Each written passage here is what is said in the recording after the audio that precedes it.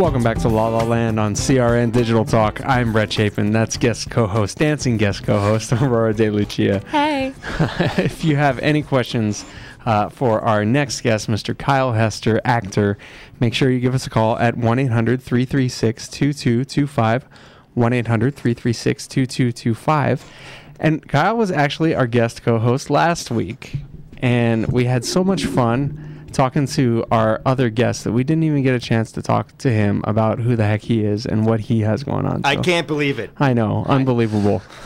But we always keep our promises on La La Land, so I thought we should definitely have you back in to talk about you. Well, you're awesome, and thank you for having me back. That's really cool. I was looking at some of the people that have been on this CRN before, and I'm kind of blown away and honored to be a part of that collective. So. Oh, you got it. Yeah. Yeah, we're happy to have you. Absolutely.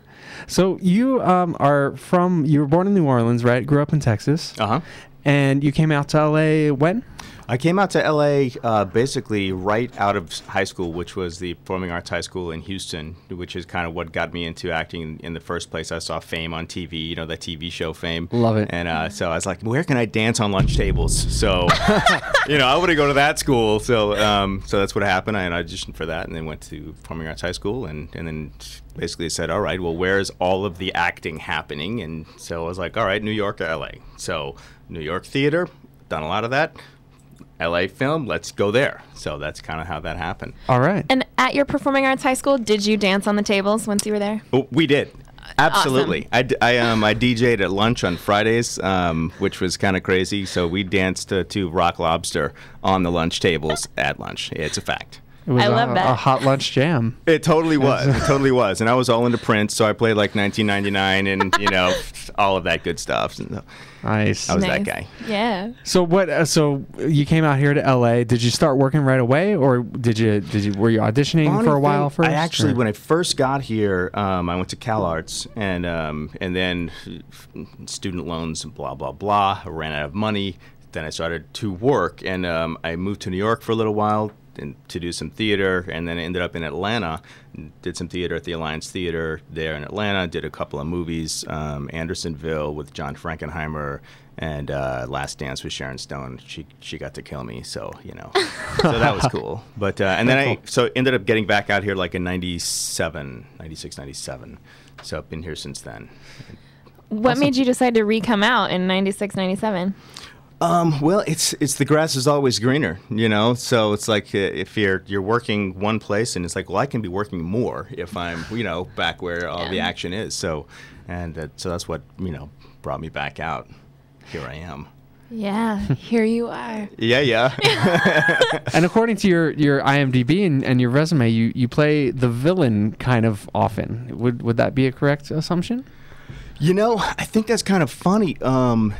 I'd say not necessarily. I think that it's definitely a direction that I can go and that I have gone a few times here recently. Mm-hmm. But I think that I've played like some cops and those kinds of roles. But I can definitely do the villain serial killer kind of stuff given the opportunity. So what would you prefer? Would you rather play the straight guy or the villain? And why? I would rather have Johnny Depp's career. Wouldn't we all? Yeah. No, seriously, like where you basically can do everything. It's like I'm basically like a chameleon. So it's like if you put me in a role, I will encompass whatever it is that needs to happen. So it's like whether it's like the good guy or the bad guy or whatever. Mm-hmm. So and to be able to have a character that you can really get into and be that. And have an awesome career doing that instead of just like playing good guys or bad guys. I mean, I would take it if my career goes in a particular direction and everyone's like, Kyle, we loved seeing you as a serial killer, you get to be that guy forever, then I would do that. But I think that having the opportunity to play different kinds of stuff is always optimal.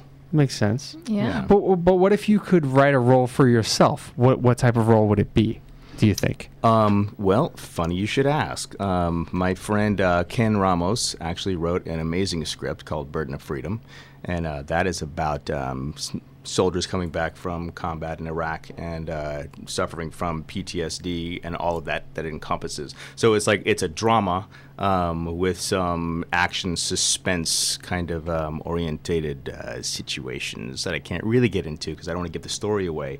But the story goes a lot into these two soldiers' lives that were in the same platoon and how they deal with the aftermath of combat with their families and the VA and meds going away or not, and nightmares, and how basically your reality is completely changed by combat. That's great.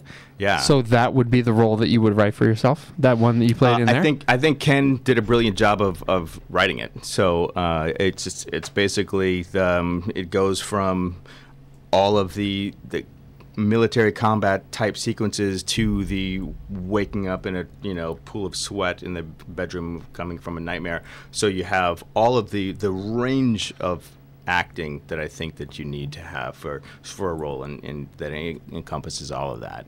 So I'm looking forward to it. My friend Peter Murnick is going to be playing opposite me. He was on Justified, and he's also awesome. So, and we actually, Ken Ramos, Peter Murnick, and myself all met on the set of Andersonville back in Georgia. So Peter and I were hanging out, and Ken and I were hanging out, and we were all kind of like friends at the time. But we all ended up back in Los Angeles, and Ken is a writer. So I'm like, Ken, you need to write something. Let's make a movie. So that's kind of where this came from, and now we're, gonna all make a movie together here in LA. Very cool. And people can find information about that when it comes out at Kyle Hester, your IMDb, I'm assuming? Well, I would go to, basically, I have a Facebook page, so I put it kind of all out there on Facebook. I'm on Twitter, like at Kyle D. Hester on Twitter. So, and we also just look up Burden of Freedom as well. You can look that up just like on Facebook. We have a group, and you can join the group and keep up with kind of what's going on with developments and whatnot. So, Burden of Freedom on Facebook. Good stuff, huh, Aura? Yeah. Guys, if you have any questions for Mr. Kyle Hester when we get back, make sure you give us a call at 1-800-336-2225. 1-800-336-2225. He just shot an episode of America's Most Wanted, so I want to find out a little bit about that when we get back. And make sure you check out our live stream, guys. If you're just listening to us, you can view us as well at ustream.tv/channel/CRN Studio Live. We'll be back on La La Land today with Brett and Aurora De Lucia right here on CRN Digital Talk.